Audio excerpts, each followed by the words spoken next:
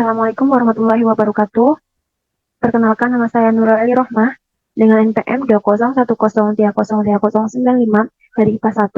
Di sini saya akan mempresentasikan mengenai proposal skripsi saya yang berjudul Penerapan Model Pembelajaran Thinking Aloud Pair Problem Solving atau TAPPS berbantuan PET Simulation untuk meningkatkan efikasi diri dan kemampuan pemecahan masalah siswa SMP. Latar belakang dari penelitian saya yaitu kemampuan pemecahan masalah itu sangat penting dalam kehidupan nyata, di mana kemampuan pemecahan masalah merupakan kemampuan yang relevan dalam kehidupan sehari-hari. Karena setiap orang pasti akan dihadapkan dengan permasalahan yang membutuhkan penyelesaian masalah, menurut Permatasari dan Margana tahun 2014. Namun, pada kenyataannya, kemampuan pemecahan masalah di Indonesia masih rendah dan dapat dibuktikan dengan penelitian PISA oleh OECD tahun 2018, di mana Indonesia itu berada di urutan ke-73 dari 79 negara.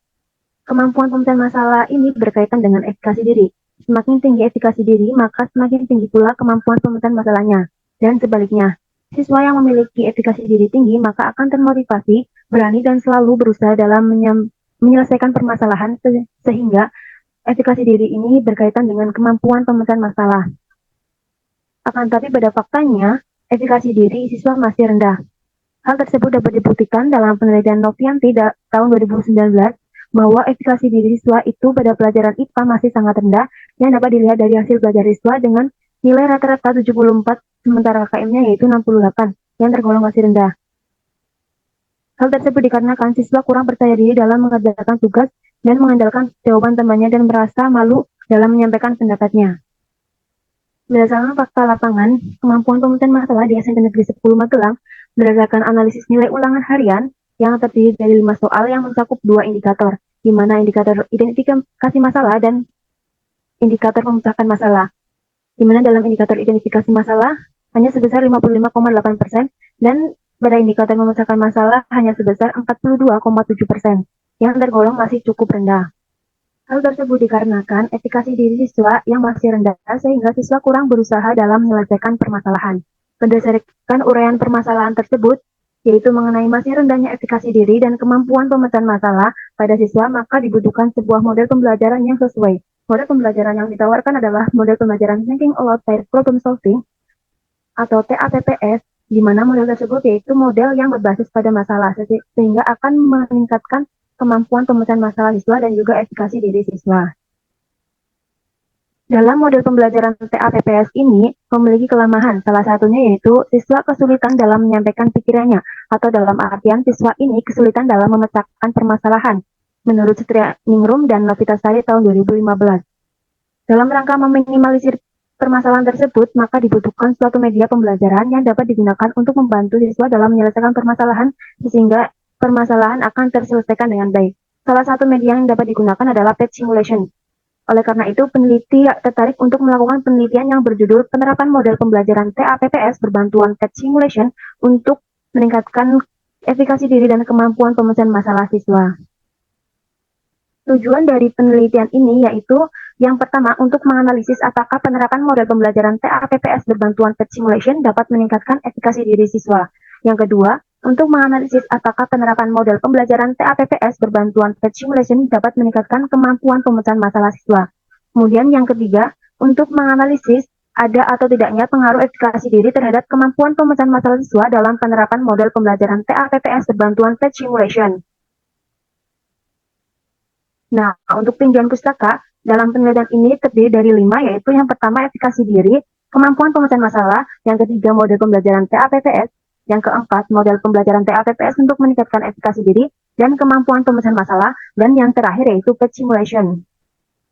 Yang selanjutnya yaitu kerangka berpikir, di mana dalam kerangka berpikir yaitu terdiri dari permasalahan yang telah diuraikan tadi dan diberikan perlakuan yaitu menggunakan model pembelajaran TAPPS berbantuan PET Simulation dengan kondisi akhir, yaitu diharapkan dapat meningkatkan efikasi diri dan kemampuan pemecahan masalah siswa. Nah, untuk hipotesis penelitiannya sendiri terdiri dari 3. Yang pertama yaitu untuk peningkatan efikasi diri. H0-nya penerapan model pembelajaran TAPPS ini berbantuan PET Simulation tidak dapat meningkatkan efikasi diri siswa SMP. H1-nya penerapan model pembelajaran TAPPS berbantuan PET Simulation dapat meningkatkan efikasi diri siswa SMP. Yang kedua, untuk peningkatan kemampuan pemecahan masalah siswa. H0-nya yaitu penerapan model pembelajaran TAPPS berbantuan page simulation tidak dapat meningkatkan kemampuan pemecahan masalah siswa. Salah satunya yaitu penerapan model pembelajaran TAPPS berbantuan page simulation dapat meningkatkan kemampuan pemecahan masalah siswa SMP. Dan hipotesis yang ketiga yaitu pengaruh efikasi diri terhadap kemampuan pemecahan masalah, di mana H0-nya itu tidak ada pengaruh yang signifikan efikasi diri terhadap kemampuan pemecahan masalah siswa dalam penerapan model pembelajaran TAPPS berbantuan page simulation. Untuk K1-nya itu ada pengaruh yang signifikan efikasi diri siswa terhadap kemampuan pemecahan masalah siswa dalam penerapan model pembelajaran TAPPS berbantuan page simulation. Selanjutnya yaitu metode penelitian, di mana dengan desain penelitian dari penelitian ini itu jenisnya kuantitatif dengan desain quasi eksperimental design dalam bentuk pretest post test non-equivalent control group design. Untuk populasi dan sampelnya yaitu populasinya digunakan kelas 8 di SMP Negeri 10 Magelang dengan teknik sampel yaitu purposive sampling, di mana kelas 8A sebagai kelas kontrol dan kelas 8C sebagai kelas eksperimen. Selanjutnya untuk variabel penelitian, teknik variabel bebas yaitu model pembelajaran, variabel terikatnya yaitu efikasi diri dan kemampuan pemecahan masalah, dan variabel kontrolnya yaitu kuesioner efikasi dan soal kemampuan pemecahan masalah, serta teori pelajaran. Kemudian teknik dan instrumen pengumpulan data. Tekniknya yaitu tes tertulis dan kuesioner efikasi diri. Dan untuk instrumennya yaitu instrumen tes berupa pretest, post-test, dan non-tes berupa kuesioner yang diuji validitas dan reliabilitas terlebih dahulu. Yang selanjutnya yaitu teknik analisis data, di mana yang pertama dilakukan uji prasyarat, yang terdiri dari uji normalitas, uji homogenitas, dan uji linearitas. Yang selanjutnya dilakukan uji hipotesis, di mana pada uji hipotesis 1 yaitu mengenai peningkatan efikasi diri dilakukan uji independent sample t-test dan uji endgame. Dan pada hipotesis kedua yaitu mengenai peningkatan kemampuan pemecahan masalah dilakukan uji independent sample t-test dan uji endgame. Dan pada hipotesis yang ketiga, mengenai pengaruh efikasi terhadap kemampuan pemecahan masalah dilakukan uji regresi linear sederhana. Sekian presentasi dari saya. Apabila ada kesalahan, saya mohon maaf yang sebesar-besarnya.